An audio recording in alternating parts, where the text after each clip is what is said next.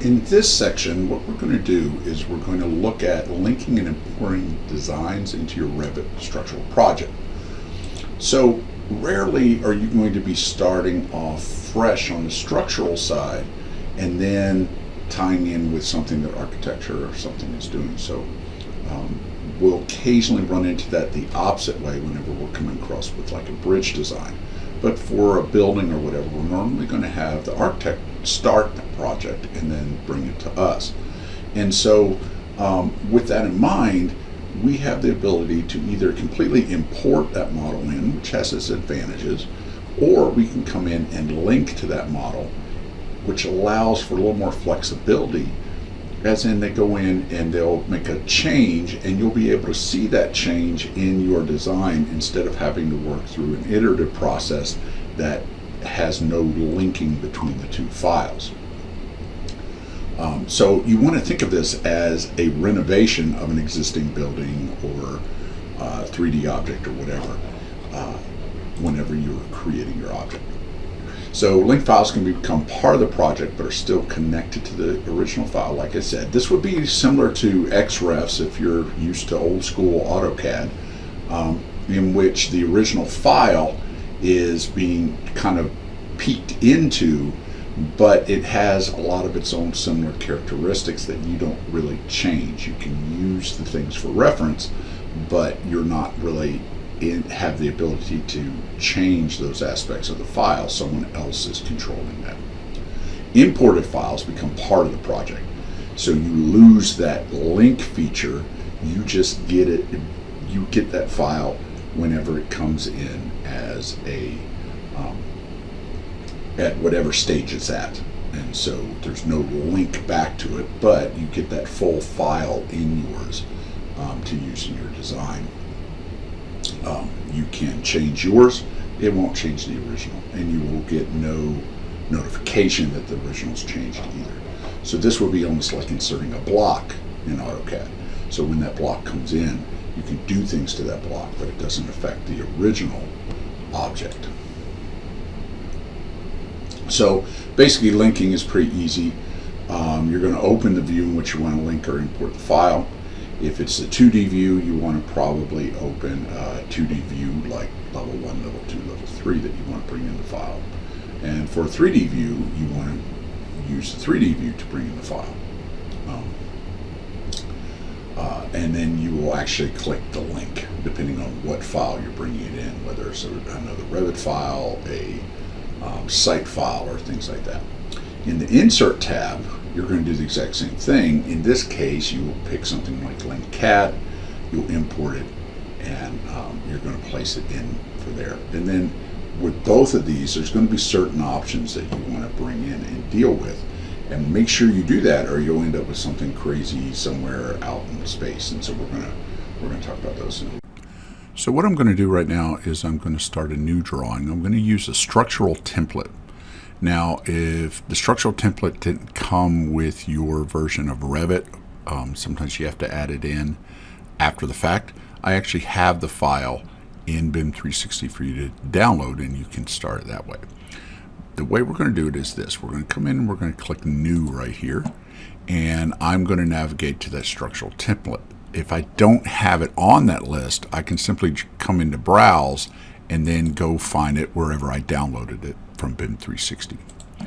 And once I do, I'm going to go ahead and hit OK, and it's going to open up my design. And so here's my base design.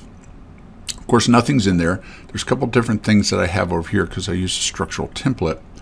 I don't have any levels. I just have structural plans.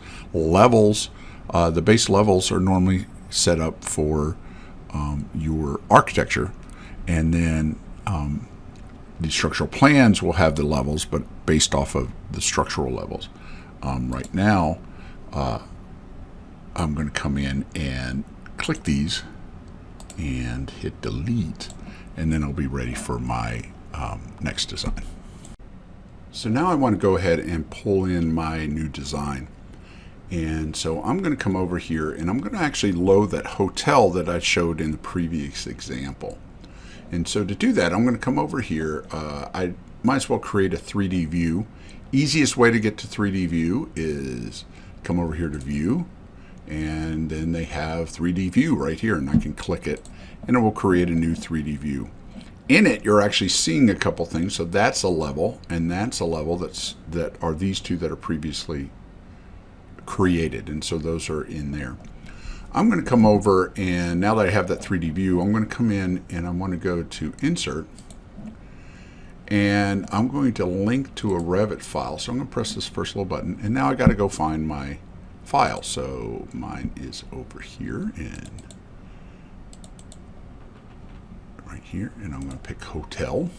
I'm going to hit open. Right now, if you look, it's trying to position the two to an internal origin to internal origin. So basically the 0 to the 0 on each of these, and that should be fine. And I'll hit OK. It's going to take a little while. That's pretty pre-involved file, and I get this. And I'm looking at it, it's like, what the heck's going on here? Why does this look the way it looks? For one, I have some new levels, not quite sure what to make of them. And then I have, if I put my shading on right here, I have the floors and a couple other things. Let's see what is that. I think it's where the rooms land. If I look in the front view, but that's all I have. So what did I do wrong? Well, you actually didn't do anything wrong. It's tied to the template that we brought in. So if we come over here and look at our level, and I'll go with level 1, it kind of looks a little weird because we have certain things like where the doors are and where a couple of the other things are, but it looks weird. And the reason why is because our settings are basically here to show us what's important to structural design. And in this case, those walls and everything else where the hallway was and everything are not that important because they weren't structural elements. They figured the floor was important because that was a floor, but as far as the walls and all, they weren't determined to be structural, and so they just don't show up. This can sometimes be a problem because sometimes they designed it and maybe one of the walls are supposed to be structural, but they don't know that. That's what you're here for. And so you want to kind of know those locations because you want to make sure that you're placing your columns and your steel and all in areas that align well with what they have planned. And so how do you fix something like that? Very easily. You can come in, and if you have nothing selected, you'll look over here and it'll say, this is actually all the properties for this view. And so you have a couple. You have the scale right here. This is set up as a coarse design, but I don't know that making it a fine design is really going to change anything. It's added a couple details. And remember, coarse and fine and all can be determined down here at the detail level, or you can click right here. You have visibility and graphics, and we could dig in there and start turning things on and to show what we want to show. But in our case, what we want to do is let's come over here to this where it says discipline. And right now it's set for structural, but I'm going to do coordination and go apply. Now what that's going to do is it's going to actually show the items that are important, that it opens up a few more items as a way to kind of talk between each of these things, the structural elements, the MEP elements, the architectural elements. And so that comes up.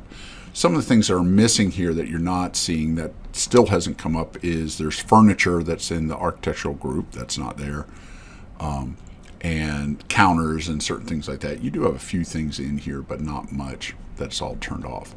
And that, once again, is right here under discipline, and I switched it to coordination from structural. So that's one of the things that we want to do to help as far as our view goes.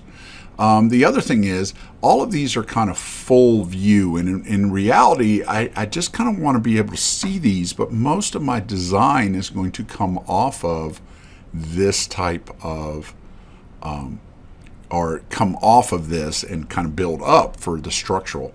So one of the things you can do is you can select your inputted objects right here. And there's actually two things you have to do. I've forgotten one. I want to fix it. Pin it in place. Otherwise, if I click and drag this, I can move this off the center of my origin. And in this case, I don't want to.